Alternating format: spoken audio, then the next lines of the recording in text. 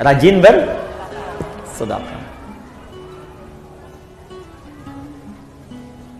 Imam Abu Hanifah itu termasuk orang yang rajin sedekah.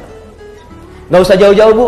Rasulullah sallallahu alaihi wasallam, Masya Allah, itu kalau sedang mengajar juga demikian, rajin sedekah. Nabi itu bisa ribuan kali umrah, tapi dalam hidupnya hanya sekitar 3-4 kali saja. Ya, bisa berkali-kali haji, tapi tidak semua setiap musim haji datang. Apa yang beliau lakukan? Ternyata diantaranya mengajar para duta-duta mahasiswa yang datang dari luar. Abu Hurairah, Salman Al-Farisi, sahabat yang lain. Tinggal siapa yang ngasuh, yang biayai? Nabi. Di mana? Di sisi Masjid Nabawi.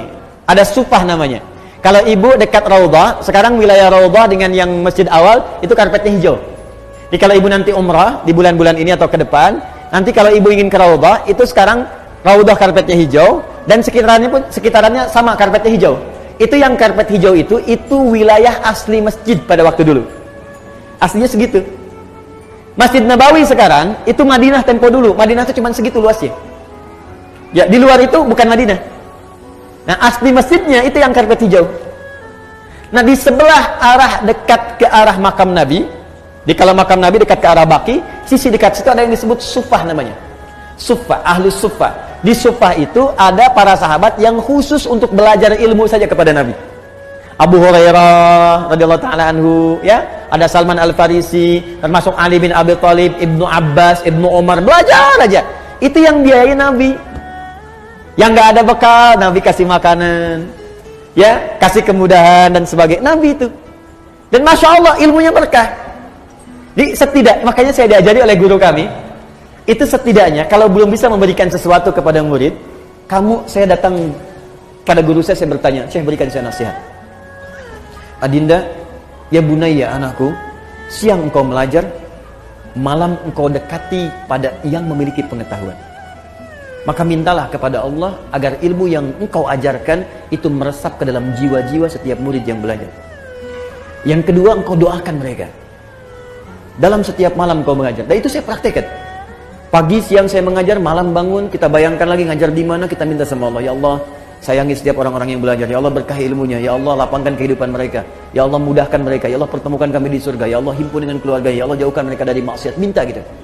Itu dampaknya besar. Tinggi dampaknya. Ada guru-guru yang lebih hebat lagi. Imam Abu Hanifah, itu sampai sedekah ke muridnya dan sebagainya. Dan itu berkah kemudian. Nah, sekarang dibalik, Bu. Ibu juga sama. Ada murid-murid yang ketika dia kemudian belajar, itu banyak di antara mereka yang mempraktekkan sedekah.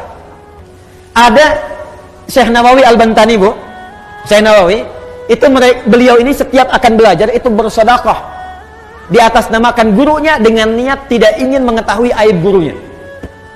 Di Imam Nawawi kalau mau datang kepada Syekh untuk talaqi itu sedekah dulu. Begitu sedekah, beliau niatkan kepada fakir miskin, kepada orang lain. Dia niatkan, begitu diniatkan, ya Allah, saya niatkan sedekah ini, dengan niat ini saya tidak ingin mengetahui aib guru saya sedikit pun. Makanya berkah sampai sekarang. Termasuk di antara imam besar Syekh Nawawi Al-Bantani, di antara guru yang tidak pernah mengetahui aib guru-gurunya. Makanya yang didapatkan ilmu aja, ilmu. Masya Allah. Ya, ibu silahkan. Ya, misalnya kan ibu ada kewajiban zakat, keluarkan, kalau itu wajib. Ada infak itu ibu niatkan atas keinginan yang ibu dapatkan. Kalau pahala jelas, ibu ikhlas, pahala dapat. Tapi sertakan di situ keinginannya mau apa. Ya, misal ibu sedekah nih, saya pengen bantu untuk yang di Pekanbaru, pengen bantu untuk yang di Riau. Ya Allah, jadikan dengan sedekah ini yang di Riau, ya Allah, mendapatkan kemudahan. Dan dengan kemudahan itu, jadikan keluargaku mendapatkan rahmat darimu. Jadikan kemudahan itu sebagai kemudahan ilmu bagi anak cucuku. Boleh. Itu dalilnya banyak.